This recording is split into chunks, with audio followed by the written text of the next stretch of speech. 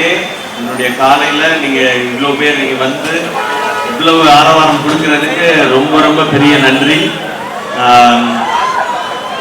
ATM எனக்கு தெரிஞ்ச ஒரு மாசமாவே இதை நான் டிவியில் சொல்லிகிட்டே இருக்கேன்னு நினைக்கிறேன். எங்கே போனாலும் என்ன கேட்டுகிட்டே இருக்காங்க. ஏடிஎம் அது எப்படி அந்த மிஷினுக்குள்ள இருந்து எப்படி நகை வரும், என்ன மாதிரி ஆர்டர் பண்ணணும்னு எங்கள் வீட்டில் இருக்கிற குக் அக்கா அவங்கலாம் கேட்டாங்க, பர்வீன் அக்காலாம், சார் அது எப்படி சார் வரும், அது வரும் வெயிட் பண்ணுவேன் அப்படின்னு சொல்லி. நான் ரொம்ப வருஷம் கழித்து ஒரு பிராண்டோட அசோசியேட் ஆகிறேன். கிட்டத்தட்ட 13 வருஷம் கழித்து இப்போ தான் நான் பிராண்டோட அசோசியேட் ஆகிறேன். கல்யாண் ஃபேமிலி இவங்களை அப்பப்போ நான் சந்திச்சிருக்கேன் சார். அவங்க பேசுகிற விதம் பழகிற விதம் ரொம்ப இனிமையாக இருக்கும். ஆனால் ஒரு பிராண்டாக இப்படி அசோசியேட் ஆகுன்றதை நான் அப்போ எதிர்பார்க்கல. இப்போது ஏடிஎம் அக்ஷயா தங்க மாளிகை அப்படின்னு சொல்லி இந்த கான்செப்ட் ஐடியா சொல்லும்போது சரி இதை பண்ணலான்னு தோணுச்சு. ஏன்னா அதுக்கு முதல் காரணம் கல்யாண் ஃபேமிலி, அவங்களுடைய லெகசி தெரியும், அவங்க அணுகுமுறை, அவங்க பழகும் விதம் எனக்கு அவ்வளோ மனசுக்கு நிறைவாக இருந்தது. அவங்களுக்கு முதல்ல நன்றி, என்ன அசோசியேட் பண்ணதுக்கு தேங்க்யூ சார். இன்னொரு ரீசன் கோல்டு, தங்கம், அதுக்கு எப்போவுமே வேல்யூ இறங்குதே இல்லை, வேல்யூ ஏறிக்கிட்டே தான் இருக்குது. ஆனால் தங்கம் வாங்குறதுன்றது நம்ம சும்மா கேஷுவலாக போய் வாங்குறது இல்லை. நான் பர்சனலாக அப்படி தான், ஒரு நல்ல நாள், ஒரு வீட்டில் ஒரு ஒய்ஃபுக்கு பர்த்டே, இல்லை குழந்தைக்கு ஏதாவது ஒரு ஃபங்க்ஷன் அப்படின்னா, இல்லை ஏதாவது ஒரு வெட்டிங், அதுக்காக நாங்கள் நல்ல நாளில் நல்ல நினைவுகளுக்காக மட்டுமே நம்ம தங்கம் வாங்குகிறோம். ஸோ இந்த பிராண்டோட அசோசியேட் ஆகும்பொழுது அந்த மாதிரி உங்களுடைய லைஃப்பில் இருக்க நல்ல நாட்களில் நானும் எங்கேயோ அசோசியேட் ஆக போகிறேன் அப்படின்ற ஒரு சந்தோஷமாக அது இருக்குது. அதனால தான் இதுக்கு ஒத்துக்கிட்டேன். இதை கொண்டு போய் அவங்க சேர்த்த விதம் அமேசிங்காக இருக்குது. என்னை பார்க்குற எல்லாருமே இப்போ எடுப்பது தான் ஃபஸ்ட்டு. நீங்கள் நேற்று நான் ஷூட்டிங்கில் இருக்கேன் மதுரையில், நீங்கள் நாளைக்கு கடற்கரைக்கு போகணுமே, நீங்கள் என்ன மதுரையில் இருக்கீங்க அப்படின்னு சொல்லிட்டேன். இல்லை, அது நாளைக்கு தான் நான் கிளம்பி போயிடுவேன்னு சொன்னேன். சந்தோஷம் பண்ணுறீங்க.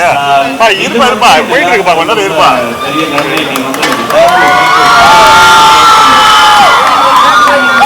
தேங்க்யூ பாபா, உங்களுக்கு அமேசிங்.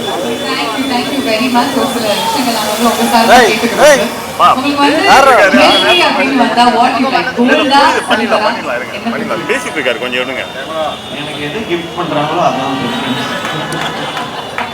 எனக்கு. நான் கோல்டெல்லாம் எனக்கு நான் சூஸ் பண்ணதே இல்லை, ஆர்த்தி தான் சூஸ் பண்ணுவாங்க. அவங்க என்ன வாங்கிருந்தாங்களோ நான் ஏன் அதை கேட்டேன் அப்படின்னா, சிவாவை ஏதாவது ஒரு விஷயத்தோட நம்ம வந்து ஒப்பிடணும் அப்படின்னா தங்கத்தோட தான் ஒப்பிடணும். ஏன்னா ஒரு தடவை தங்கத்தை வாங்கி வச்சிட்டீங்கன்னா அது லைஃப் டைம் இன்வெஸ்ட்மெண்ட்டுங்க, எப்பொழுதுமே உங்களை டிசப்பாயிண்ட் பண்ணவே பண்ணாது. அதே மாதிரிதான் சிவகார்த்திகேயன் அவங்களுடைய வாழ்க்கையில உங்களை வந்து ஒரு கோல்டோட தான் நம்ம வந்து ஒப்பிடணும். But some fun questions for you, Shiva. ஆமா, ஆர்த்திக்கு நீங்க ஃபர்ஸ்ட் என்ன நகை வாங்கினீங்க, எப்போ வாங்கினீங்க? ஆர்த்திக்கு ஃபர்ஸ்ட் ரிங் தான் வாங்கினேன். கல்யாணத்து டைமில் வாங்கினதான். அப்போ ரிங் வாங்க மட்டும் தான் காசு இருந்துச்சு.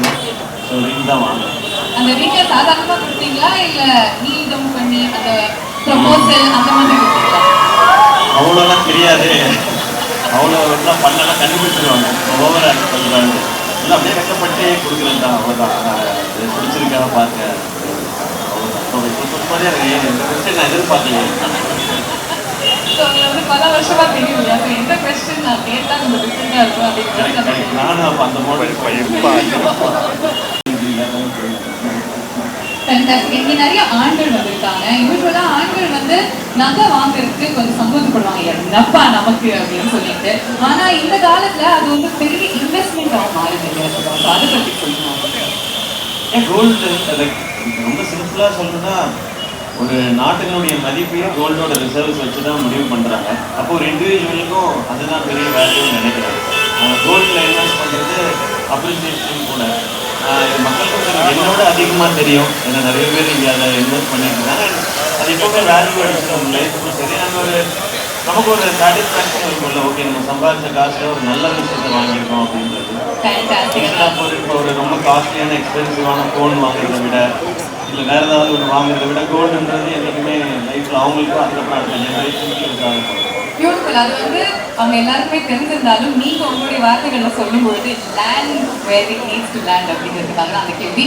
ஃபைனலி உங்களுக்கு வந்து நிறைய பேருக்கு ஜுவல்லரி கிஃப்ட் பண்ண பிடிக்கும் இல்லையா? அவங்களுக்கு பிடித்தவங்களுக்கு உங்களுக்கு ஜுவல்லரி கிஃப்ட் பண்ண பிடிக்கும். இல்லாட்டி நீங்க வந்து நிறைய விஷயங்கள் உங்களுடைய ப்ரொடியூசர்ஸ்க்கு டிரெக்டர்ஸ்க்கு கிஃப்ட் பண்ணியிருப்பீங்க இல்லையா?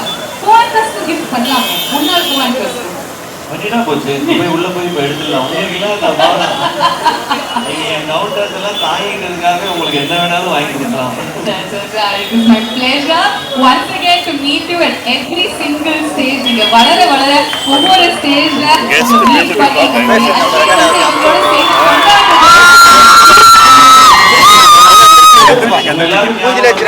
நாங்க 2 பேரும் ஹோஸ்ட் பண்ணாங்க.